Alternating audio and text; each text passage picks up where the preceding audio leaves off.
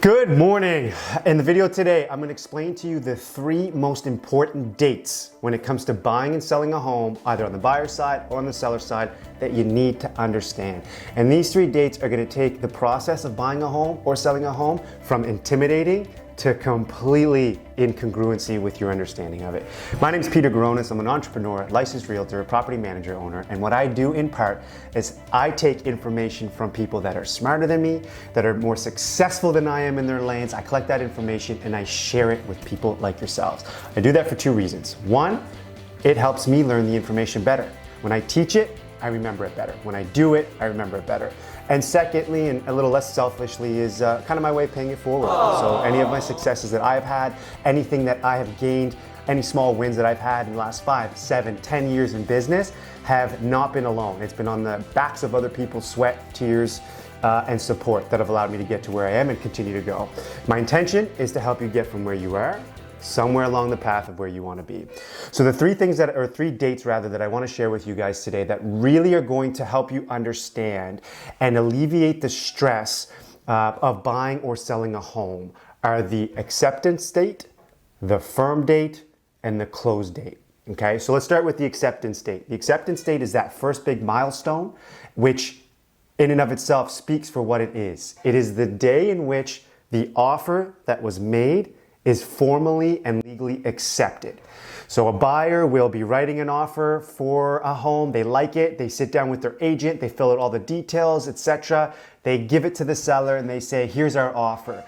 The moment the seller reviews all of that information, all of that data, they look through with their agent and they sign on that dotted line, that is an officially accepted offer. Now, most people think that's all the deal requires. Reality, that's when the work actually starts. Only when you have an accepted offer can you actually start making an effort both on the buyer side and the seller side to make this deal happen. The second milestone after that accepted offer is known as the firm date. The firm date is the day in which is the last day that a buyer has, almost as an expiration date, to ensure that any of the conditions that they've outlined in the offer when they provided it are satisfied and have been met. So for example, when you're buying a house, you have an opportunity to put conditions on that sale or on that offer. Conditions might sound like you want to have it subject to an inspection. Another common example, a common condition is you want it subject to finance. You want to check with your broker to ensure that you can afford that house. Some other common conditions that you will see are, review of Nova Scotia Power. You might want to review the restrictive covenants to make sure you can and can't do certain things on the property. The list of things is virtually endless, but the time that you have to satisfy those needs is finite. And the firm date, which is chosen by the buyer in the offer before they actually write it and accepted by the seller on that acceptance date, is the time frame that you have to get all of that stuff done. It's the time frame that you have to call an inspector and book an inspection, to have them do the inspection, give you back the report. Depending on what that report says, if you're in a position that you want to renegotiate, or they flag something, or there was a leak, or there was a problem, or the foundation's not as strong as you wanted to, you have to get all of those items in order before the firm date. Now, once the firm date comes and goes, that is officially the house is sold. So that's why when you're driving past a house in a neighborhood and you see a for sale sign and then you see someone going up and putting the sold sign on top of it, that means that house has officially had its firm date. You're probably wondering, well, I still see the same people in the window, or the neighbors actually haven't moved out yet, so how is it sold? That is what brings us to our last and final third milestone of a date, which is actually the closing date or close date. And so that date is the day that represents when all of the money is released from the buyer to the seller. All of the lawyer documents have been signed.